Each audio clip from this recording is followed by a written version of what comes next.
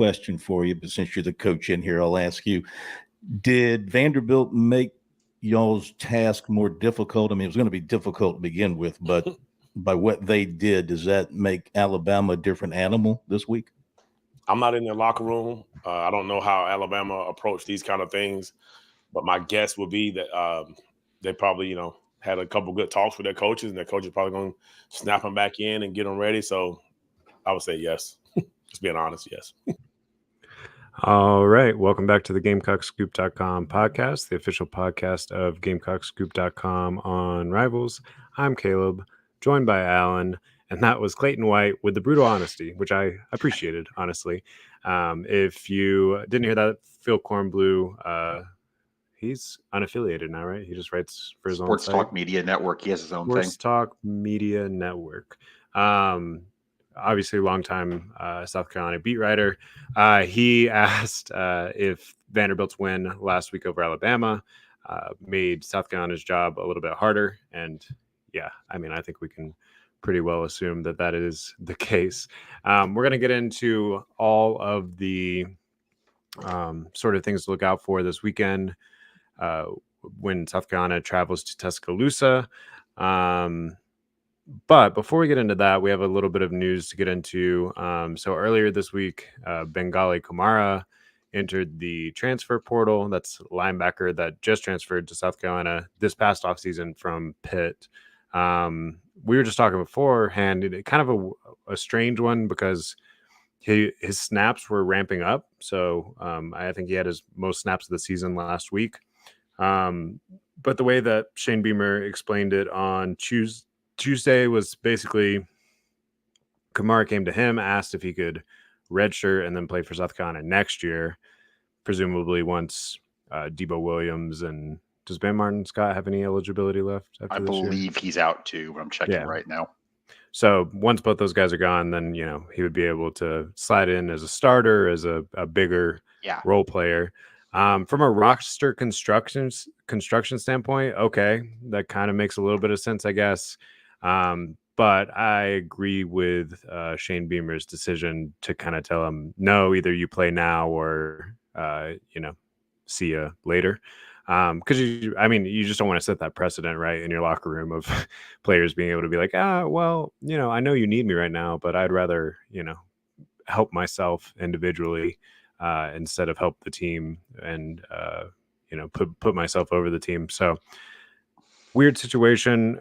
Best of luck to Bengali Kamara to find a better situation that's going to get him more film against better talent or whatever. That's what we were talking about beforehand. It's kind of like, I get it that you're not a starter, and maybe then an NFL team doesn't want to take a chance on you because you're not starting, but you're also playing a pretty significant number of snaps against some of the best offenses in the country. So, what was your take on all that? Yeah, I kind of think it's the one quote that stuck out to me about it, and I put it in the the quick story on GamecockScoop.com about it, is Shane Beamer saying, we're not thinking about 25, we're trying to win in 24. And that, forgetting anything about, precedent and locker room culture and all the other stuff you're talking about that I agree with, if you do that, you've got a guy taking up a scholarship, taking up a spot, just kind of sitting there where he can't help your football team. And not just a guy who can't help your team, but a guy who, like I said, played 30 snaps last week, has played in 4 out of 5 games. I remember he had a pretty good game against Kentucky. He played a decent bit in that game. So you got to find someone to fill the snaps now, which I think is probably what we're going to talk about next. But if you're Shane Beamer, if you're on that defensive staff, I don't think you have a choice. You can't just have a guy sitting around on the hopes that he'll help you next year, taking up a scholarship, taking up space, taking up resources, if he's just not going to play for the last 7 games of the regular season. Well, it's not like they have contracts either, right? Like he could say that now and then still leave at the end of the year, and then you just used up that spot, used up all of South Carolina's resources, and then went on your merry way. So, yeah, I think we saw last year with the Juice Wells situation, which was an injury, but also I think we kind of uncovered over time that there was a little bit more going on there as far as the NIL deal and all that stuff, which is why fans, gave him the business last weekend or whatever. you just don't want to create a culture where that, especially in this day and age where the transfer portal is so active and NIL is so active, you don't want to give an individual player any more leverage over the team. I don't think. As far as the position and what they do from here, I mean, I do think Kamara was good and a good depth piece, but I also think linebacker in particular is one of your deeper positions right now. You have Debo Samuels, Ben Martin Scott, Demetrius Knight, and then we've seen a little bit of Fred J.R. Johnson, who I think is going to be a stud, and he's a true freshman and already playing some snaps. Get the most of those snaps that Kamara's going to be vacating. Yeah, and then you have Mokaba too, who we were talking a little bit before.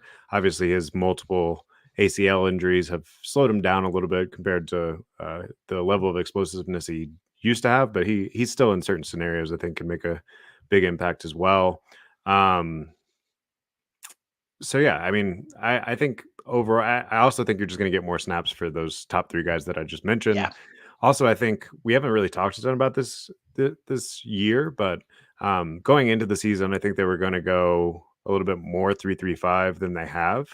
But because of the emergence of Kyle Kennard and Dylan Stewart as legit edges, they've run a lot more 4-2-5 look than they did last season. So you don't have as many linebackers on the field as maybe they thought they would need to be able to pivot to if one or both of those edges didn't work out the way that they have so far. Yeah, I think the main thing too is you did bring up a good point earlier, is if we are going to look at 25 a little bit, and if you weren't going to have Kamara anyway next year if he played more than 4 games, unless you actually did decide to just let him sit out the rest of the year. But Debo Williams, Bam Martin Scott, Demetrius Knight are all gone after this year, out of eligibility. You do still have another year of Mokaba, but again, three ACL surgeries. Is that, I mean, it's so early. It's October. Is that number one priority list for the offseason? Is you got to figure out some stuff at linebacker? Because even with Fred J.R. Johnson, Wendell Gregory, I guess you still have Jaron Willis in the program. I think he's only played in 1 or 2 games this year. That does look pretty thin for next year, even though I do take everything Beamer said. I agree. You got to look at trying to win games in 2024. But just for the sake of the conversation, is that your thinnest room for 25 right now? Yeah, I mean, it's kind of interesting. I do think they have a couple of good 2025 freshmen coming in again. AJ Holloway, Tayshaun Austin.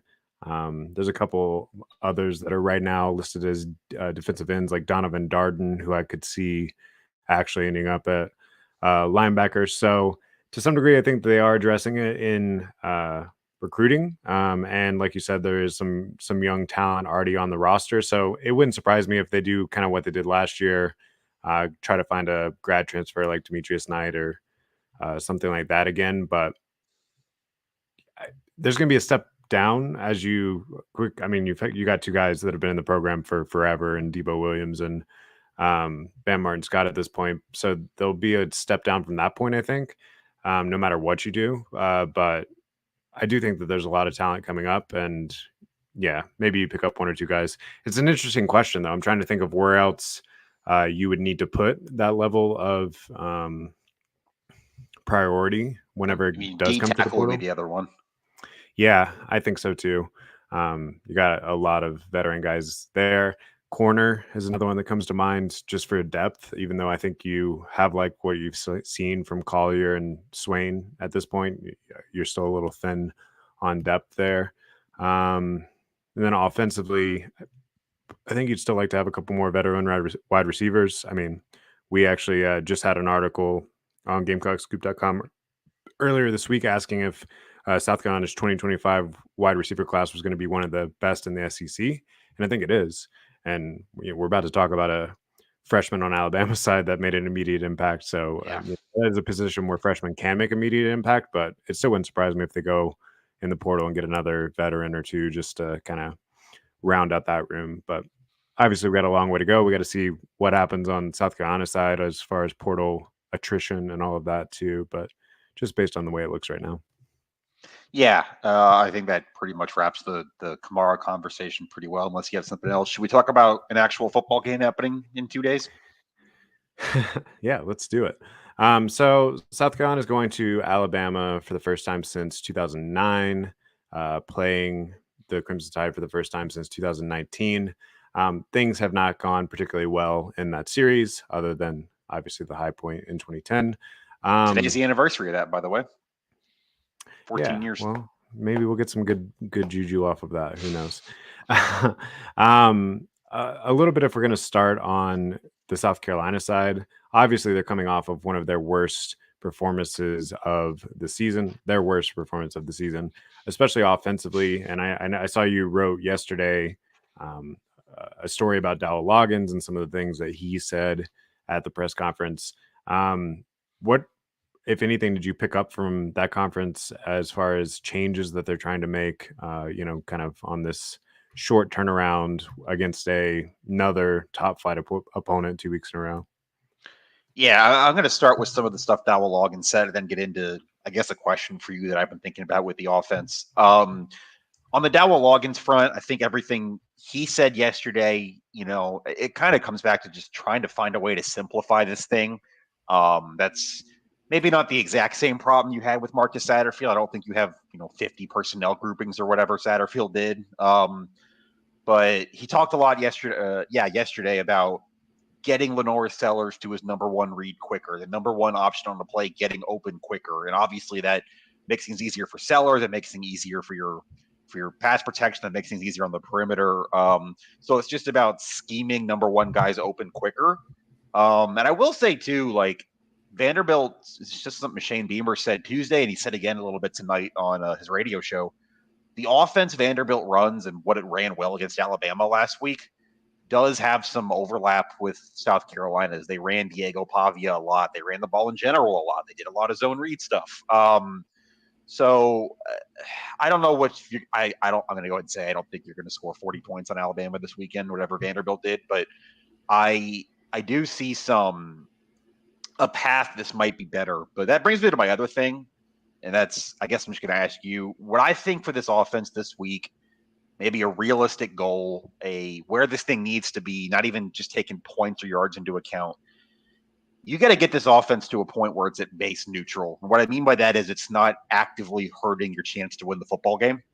Short fields, turnovers, making your defense tired because they can't stay on the field, all that. Like I don't think you're even at a point where you can ask this offense to go out and score 30, 40 points, but you got to get to a point where it's not actively hurting your defense's chance to win you the game.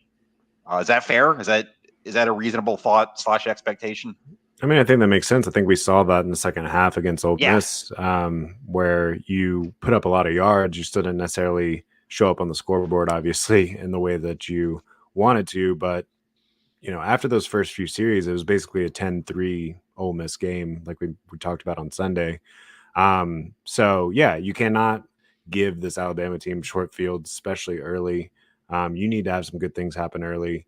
And I think Dowell Loggins mentioned this, but even though you've been putting up yards, you have to have some explosive plays. I mean, that was the difference between you versus Kentucky and LSU and you last week, right? In both of those games, you were able to break the big play, and against Ole Miss, you weren't. Now, I do think it's kind of interesting because I think the back end of Alabama, especially the secondary, is weaker maybe than Ole Miss's was last week. Ole Miss's, I went back and watched a little bit of it. Ole Miss's secondary played lights out last week. Really did not have a lot of space to throw in. Even though the O-line has had its issues or whatever, I actually thought they held up reasonably well. But even on the plays that they did hold up, there was nothing to find on the back end. So, yeah, you're going to have to scheme up some ball plays. You're going to have some wide receivers step up. But I do think there's a little bit of an opportunity there. Like you said, does that mean they score 40 points? No. And then we'll talk about this a little bit later. Do they have to? Maybe. It's going to be really tough. Even though I think South Carolina's defense is obviously very good, it's going to be really tough to slow down this Alabama attack. Yeah, quick thing on that too. I guess it's just a question I'm tossing back, and I think I might have brought it up Sunday, but offensive line after 22 sacks in 5 games, you want to see the same 5 out there Saturday, or you think it's time to maybe try something different, or is that not something you do until maybe a bye week? I mean, they just came off a bye week, right? That's what I mean, though. Like, are you going to make that change now? Like, yeah, I mean, that's tough. I there is something to be said for like trying to let a group gel over time, which is something that did not happen at all last season, right? There was, what was it, through 6 or 7 games, there wasn't one stable offensive line or whatever it was. I don't know. Are there particular names, I guess, that you would swap out? Because I think Josiah Thompson has had his moments of looking like a freshman, but I also think he's probably your best option or tied for your best option, and he's a true freshman, so you might as well give him the reps and continue to work towards the future. I don't know. Yeah. Do you see a specific weakness, I guess, that you would want to see someone else in there on? I think I don't want to single anybody out. I haven't looked at like the PFF blocking grades or anything. I think the one for me is still just at right tackle. Casey Henry's been beat off the edge quite a bit. I think at least 2 of those sacks were him against Ole Miss. Just thinking back through my head, watching the game back. We haven't seen Tree Babalade hardly at all this year. I don't know if he can play right tackle. That's just one thought I had. I'm not saying, to be clear, I'm not saying you change the offensive line. I'm just wondering if you're at a point where, this thing's just not gelled the way it needs to be, where you actually do need to make a change. But I also think, as much as anything, last week it was your wide receivers not getting open, which goes back to the point you made about the explosives. Your longest pass play of the game was 17 yards. It's pretty much impossible to win like that in modern college football. Yeah. Offensively, I think this is also a game. Well, and maybe this is a question to ask you, but what's the feel on the injury situation? And obviously the Norris Sellers and Rocket Sanders both played last week, but I think we both think they weren't quite 100%. Is there a feeling that they'll be closer to that at this point? Because if so, I do think that this is an opportunity to let Norris Sellers be a little experimental, be a little bit creative, because we saw when Diego Pavia did that last week, that worked out. Now, granted, that's not necessarily a copy and paste, right? Like Diego Pavia is a special player with a lot of college football under his belt, so a little bit different there. But yeah, what do you know about the injury situation? Yeah, I think Rocket and Lenoris have both ticked up this week, or both. 100% is hard to know because I don't think anybody's 100% at this time of year, to be honest with you, or any time after week 1, really. But probably closer to something you could run your offense with. Jared Brown's out this week again. That's a big loss when you're talking about just explosive plays, trying to get down the field. I don't think he was 100% last week, just being honest. Dale Von Campbell is good to go after his really scary looking, play down by the goal line there in the fourth quarter last week. I guess I think this team's healthier, just to answer the question. How much? I think the other thing that goes back to, though, with Rocket, with Lenoris, is you can't fall in a hole like you did last week and expect to be able to, run the ball, run your offense the same way. If you're down 14-0 in 7 minutes again, like, I don't know what the effectiveness is of trying to grind out an 11-play, 70-yard drive that takes 6 minutes off the clock. No, I agree. Yeah, I mean, there has to be a sense of urgency from the start. Also, I think something that we talked about with Tony Salukas, is that how you say his last name? Yeah, I think so. Or Sukalis. He's at Tide Illustrated on the Rivals Network. We did a article exchange with them earlier this week. Something that we talked about initially was obviously like what are the vibes after the Vanderbilt game? I think if South Carolina had some good things happen early in this, it'd be really interesting to see how that carries over. You're in Tuscaloosa, obviously, but if some bad things start happening, does the fan base start booing? No, I think being in Tuscaloosa, I think you hit the nail on the head there. I think from that specific respect, I'm not talking about crowd noise or trying to call an audible with 100,000 people going insane, but from the specific point of, if things start going well for you, you're going to be in a really, really toxic environment in Tuscaloosa, and toxic towards Alabama. I mean, those people are pretty frustrated right now, pretty upset with the way things went last week. Kalen DeBoer doesn't have any benefit of doubt right now, just because he's still in his first year and he's got a loss to Vandy on the board. I think the script here is kind of what you did at Georgia last year, but finishing the game. Get a really good first drive, score a touchdown early. You're going to need a couple breaks. Georgia missed 2 field goals in that game last year. You're going to have to play turnover free. I think South Carolina only had 1 in that game last year. Didn't have any in the first half. Can you do all of that? I don't know, but I think there is at least obviously Tennessee, Clemson in 22, but there's at least a precedent that you can maybe, if you score an early touchdown, stay in a game, get a top 5 team doubting itself a little bit. But I think that first drive is really, really crucial Saturday, like you said.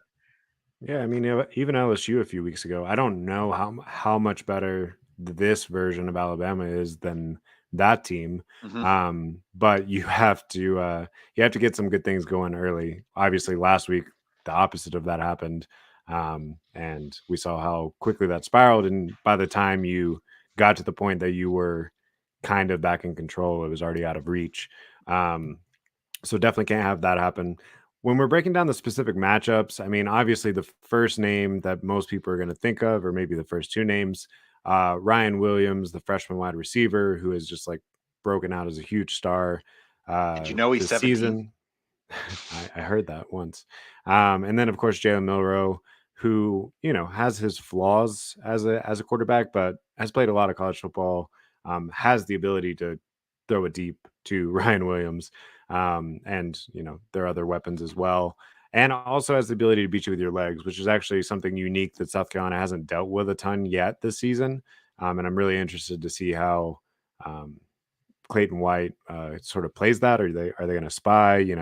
Are they going to try to dial up some blitzes that put him into a little bit of a pickle, but then you absolutely can't leave the middle of the field open because he'll take advantage of it.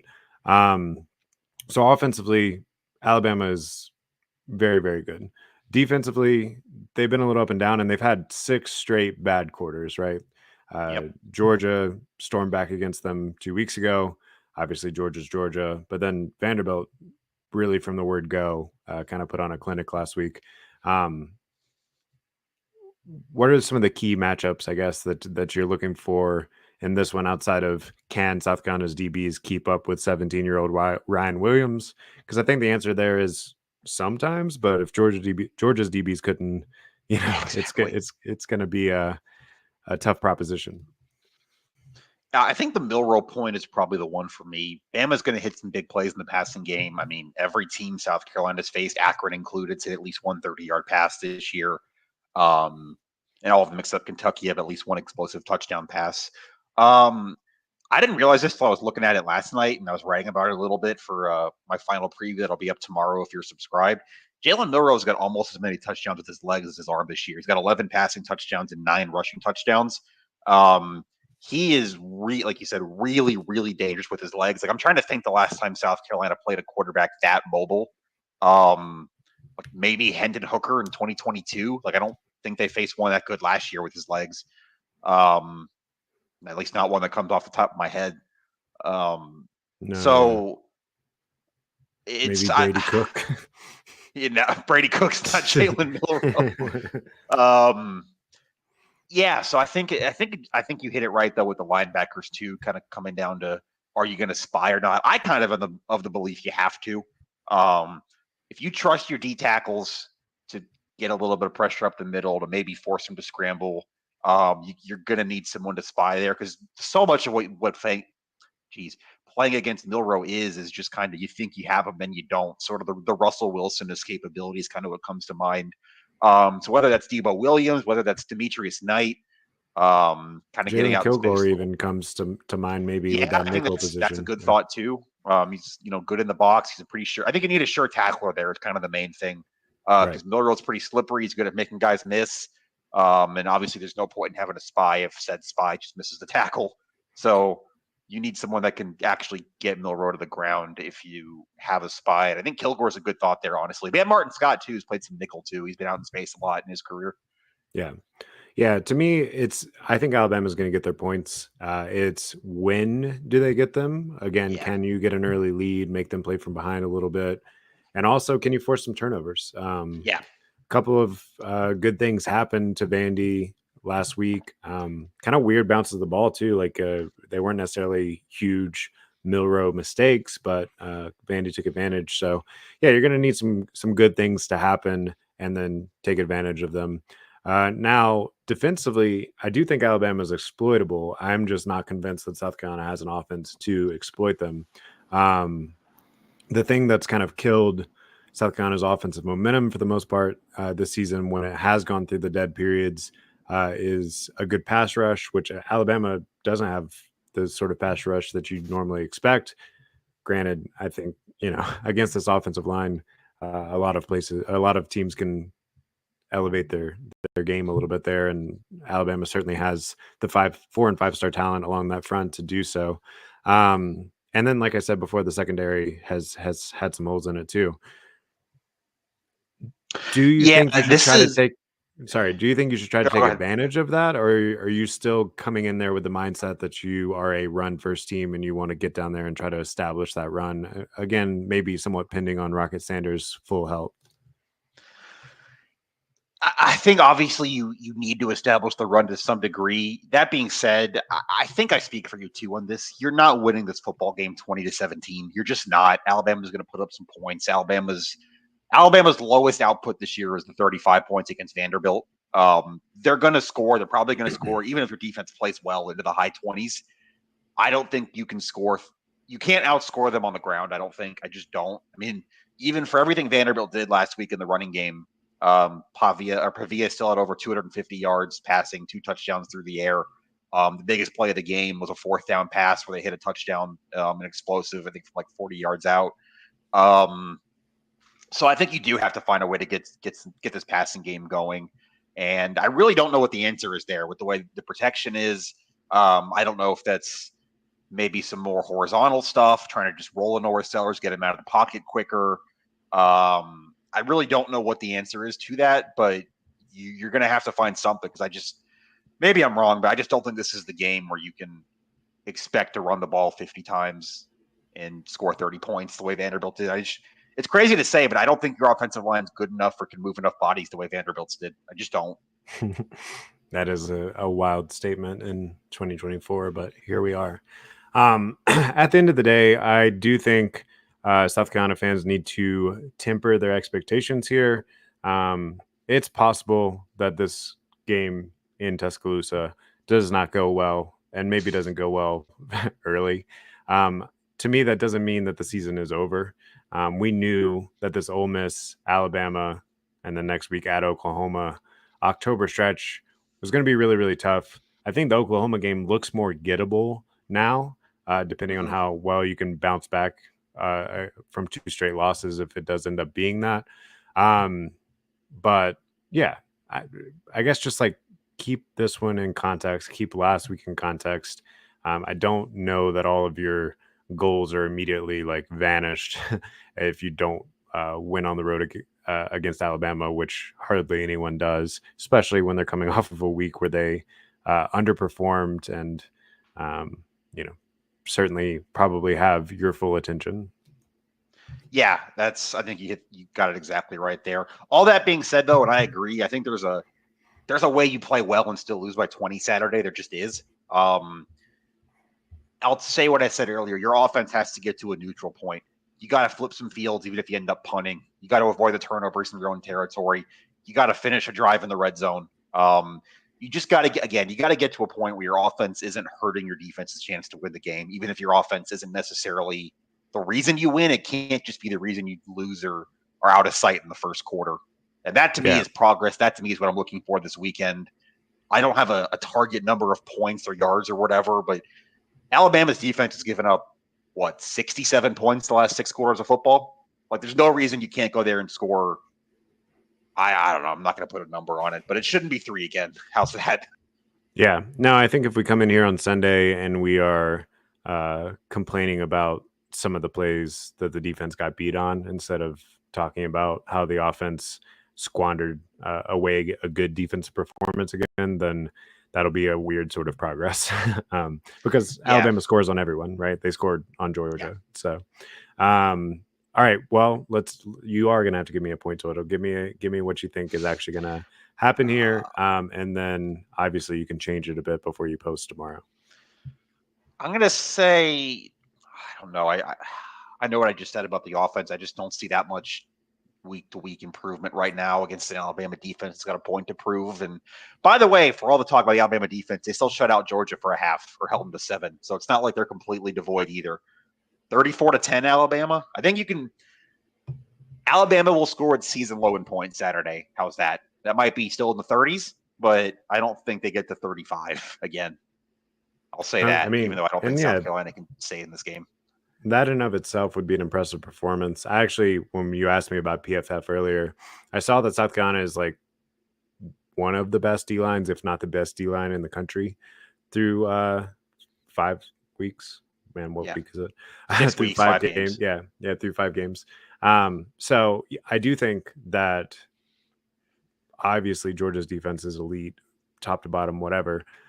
I do think South Carolina's defense has something to show Alabama that maybe they haven't fully encountered this season, or at least haven't encountered consistently. So that will be interesting. My point total is pretty similar to yours, though.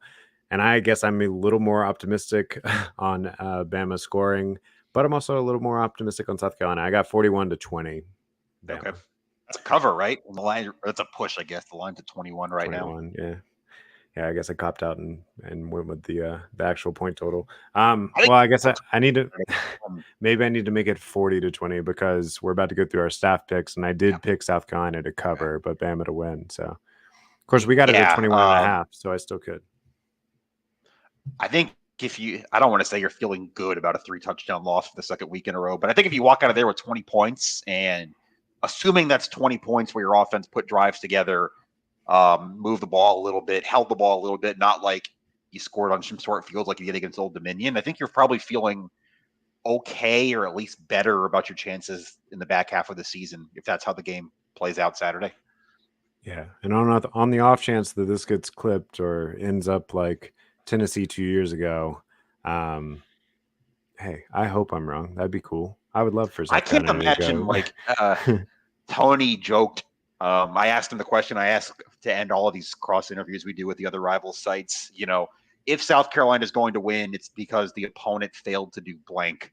And Tony, gave an answer about Alabama with some things they'd struggle on. I encourage you to check it out if you're subscribed to Gamecock Scoop. But he started that answer with, if this happens, Tuscaloosa will burn, so you should drive home quickly. I can't imagine walking out of Bryant-Denny Saturday in a world where Alabama football is on an SEC losing streak to Vanderbilt and South Carolina. I mean, would certainly make all of the headlines very entertaining post-game. Oh my God, Feinbaum would be unbelievable. So yeah, I mean, again, I hope it happens. I just don't see a lot of logical reasons that it will. That's all. Let's get into some other stuff that's going to happen in week 7. This is a really, really fun slate. And it's my anniversary weekend, so other than the South Carolina game, I'm probably not going to watch most of it, but that's okay. Let's. Do you have the staff picks pulled up for the week? I do. I'm still winning, but you guys have caught up on the straight picks. So you and I are both tied with the lead at 41-24 for straight picks, but I'm still very far ahead on against the spread. Against the spread. Somehow I'm 40-23-2 against the spread. Again, I wish I would have actually put money on those because I'd be doing better than I am right now. So tonight, actually, it may have already kicked off. I think it has already kicked off. Yeah, JMU, Coastal. I say we have Coastal and JMU. JMU 9.5 point favorite. That seems like a big spread to me. It is at JMU, but I think JMU is going to win. But I ended up picking Coastal to cover that 9.5. That just feels like too many points. It scares me because JMU had a pretty bad loss last week at Louisiana Monroe, and they're coming home angry, kind of like Alabama is this Saturday. But I think it's a little too big. You're right. Coastal's got a pretty good offense. They can hang in there and cover 9.5. And it is 0-0 3 minutes into the game, so it has started. Just kicked off. So we're trending in the right direction then. 3 whole minutes, no points on the board yet. Then you have Utah traveling to Arizona State. Utah is favored -4 points at Arizona State. I picked them to win and cover, but it looks like we have a difference of opinion here on that one. I will say I filled that before I saw the news today that Cam Rising is going to play for Utah for the first time in a few weeks. So I do kind of feel like I might take a loss there. But Arizona State's been quietly one of the better surprises in college football this year. They're 4-1 with a second-year head coach after not making a bowl game last year. That offense is fun to watch. They got a good running back. I don't know. Home game, weird spot, Friday night. Utah's offense, even though with a backup quarterback, still hasn't looked great. I think Arizona State can squeak that, but I'm a lot less confident than I was yesterday now that Cam Rising is going to play. Yeah. Do you know what the score was last year? Between these two teams? Yeah. I don't. Utah beat them 55-3. So, but like you said, new staff, it's the portal era, all that. But, at least the most recent game was, I assume. Yeah, it was. We already talked about South Carolina and Bama, but just to give you a quick overview, we all picked Bama, me, Steven, and our guest picker, who was, man, where is his name? Wow. Ryan, nope. Today, Nathan something. This is great audio. Nathan Pepper, sorry. Nathan Pepper, who played at South Carolina during the Steve Spurrier years. He was actually part of Spurrier's first recruiting class. He picked Bama to win too, but he did pick South Carolina to cover like the rest of us.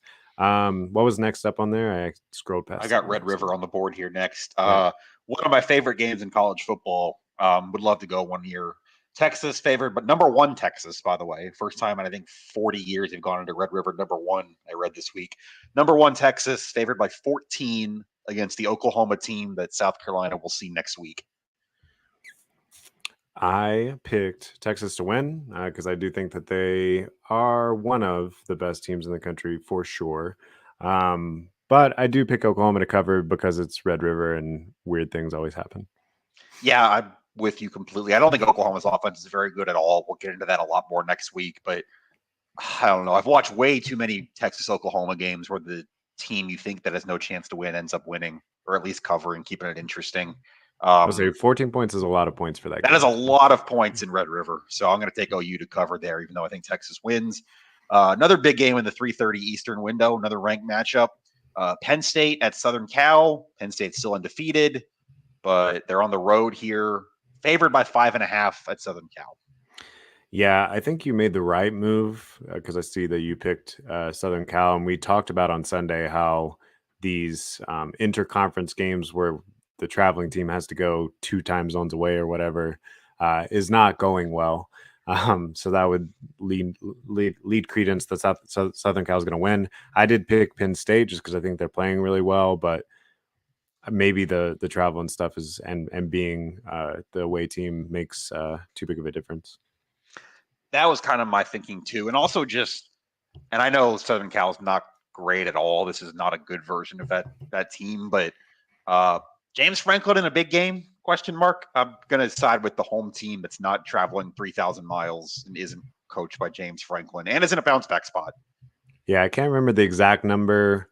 It's either 1-8 or 1-9 or something like that, but or maybe it's 2 now because Miami won. But the ACC and Big Ten teams that have traveled the 2 time zones are 1-8 or 2-9, something like that on the season. So I think that's a fairly safe bet. You got a game that it seems to have lost a lot of its luster over the last few years.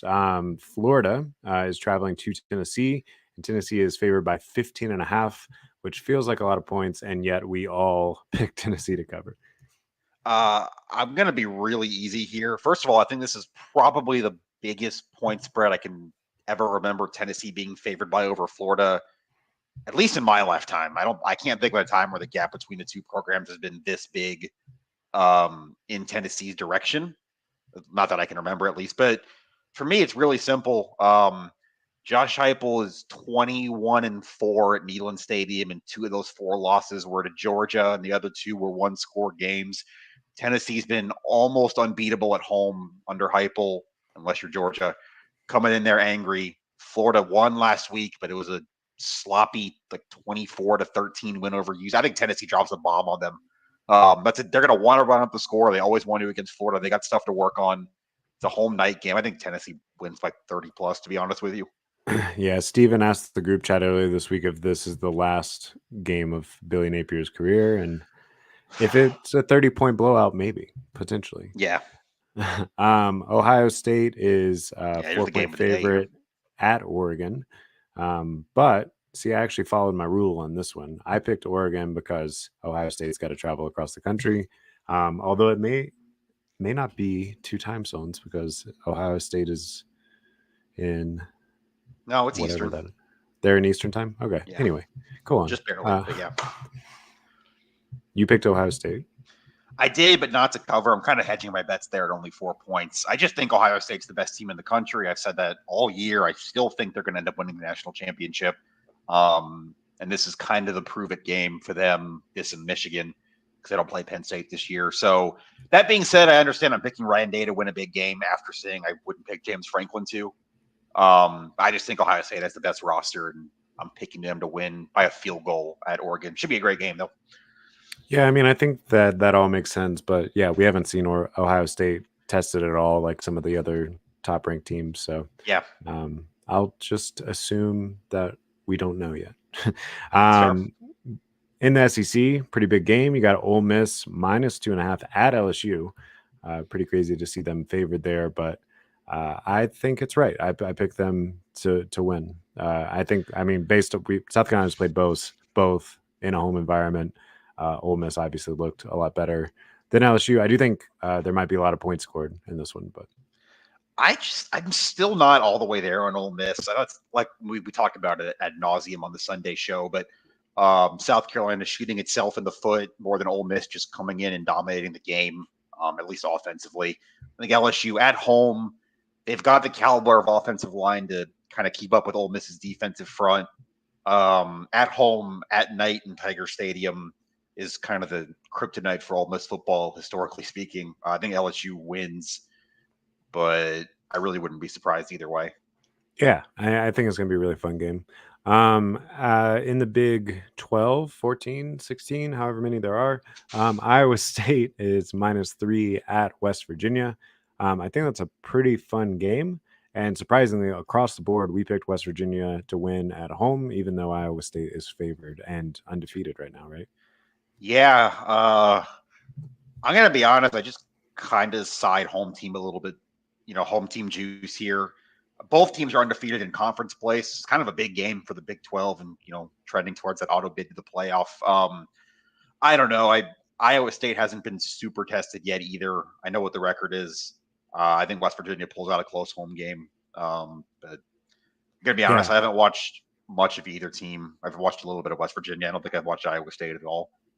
The only thing I know about Iowa State is that they're playing really good defense, but also they've played North Dakota, Iowa, Arkansas State, and Houston. And Baylor. So not any like super strong offense so far either. And I do think West Virginia is a pretty good offense. Definitely the best offense of those groups. So Kansas State is a 6-point favorite at Colorado. And I guess we are Colorado haters because, again, across the board, we picked Kansas State to win and cover. I mean, I do think that this is one that Colorado like weirdly could pull out. I do think that Travis Hunter for Heisman should be a bigger thing than it is. But I don't know. Kansas State just seems like the much more complete team. I just think Kansas State's really dang good. I know what happened to them at BYU and kind of a weird spot, one-off thing, but they crumpled up Arizona. They crumpled up Oklahoma State. I think they're just really good, really physical up front. And they wear down Colorado here and cover the 6. All right. That's all we had for this week. Stay safe out there if you are traveling to Alabama. Alan, stay safe if South Carolina somehow wins. Try to find your best way to the exits. And we will have full coverage on GamecockScoop.com all weekend. Alan will be in Tuscaloosa. I will be on the couch, and we'll be giving our varying perspectives on what we see. We'll be back here on Sunday morning for the GamecockScoop.com podcast. In the meantime, definitely go to GamecockScoop.com and check out all our articles. We'll see you soon.